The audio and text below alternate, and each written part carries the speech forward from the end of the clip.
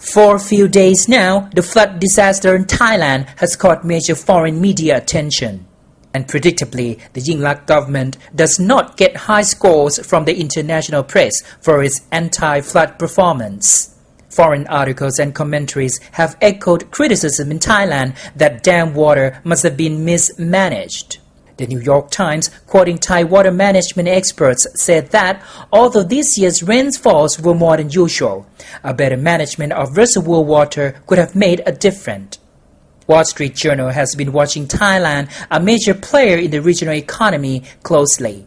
Reports on Bangkok's vulnerability and downfalls of the industrial estates have been regular. In an article, Wall Street Journal implied that Prime Minister Yingluck needs to adopt a stronger leadership to cope with the crisis.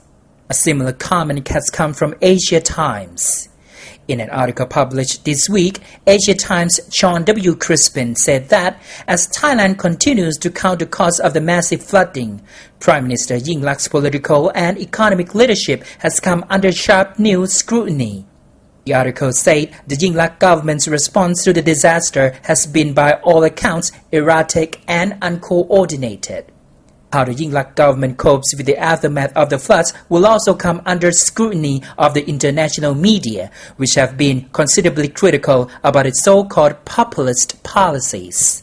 The Thai government estimated that the deluge will shave between 1% and 1.7% of this year's gross domestic product or GDP growth. Such assessment has been more or less backed up by international investment banks. Yingluck government has signaled plans to spend way over 100 billion baht in flood relief and rehabilitation as well as economic recovery.